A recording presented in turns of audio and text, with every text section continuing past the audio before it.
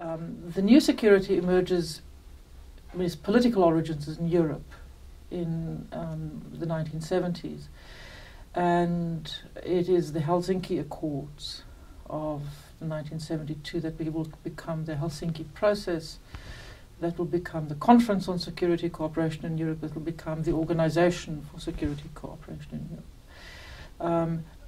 Much of contemporary human rights is taken back to the Helsinki process.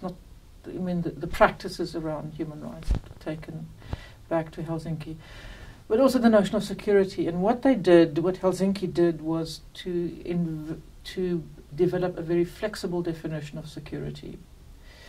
What is now known as economic security, cultural security, legal security, food security, and the rights. And it was all designed in a sort of détente, mediating the Cold War context. And the specific purpose was to allow immigration from the Soviet Union, and that was accomplished. And so a very flexible definition was a useful diplomatic tool.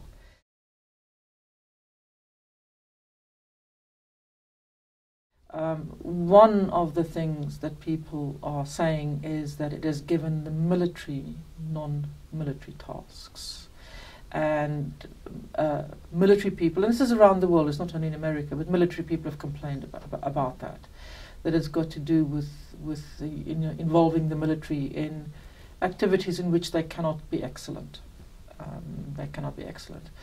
I think there are other people who would say that by broadening the concept, you've actually brought confusion about what security policy should be.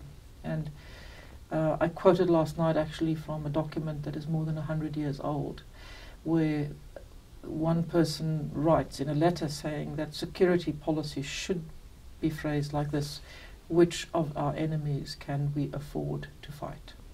And that if you dilute that concept, you become institutionally confused, you become confused as to what the difference is between fighting people and ordinary problem solving.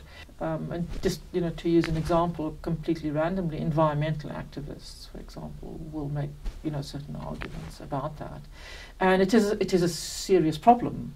The question is, do you address the problem appropriately if you declare it to be a quote-unquote security interest rather, or whether it is just a monumental problem that has enormous potential for conflict, but that does not lend itself to a military solution.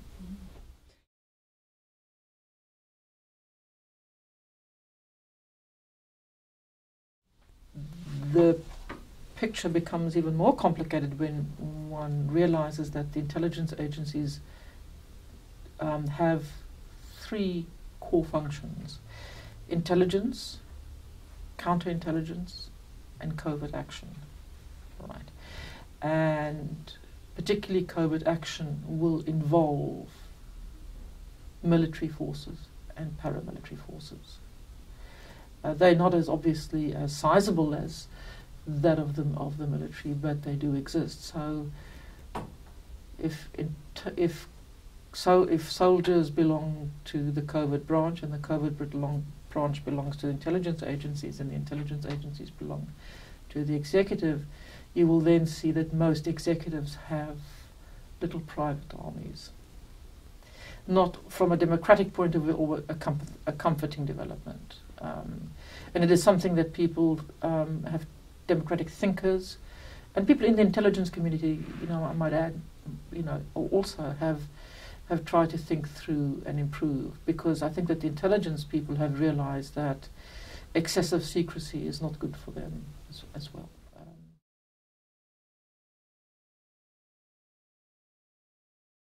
Because the old notion of security, the potential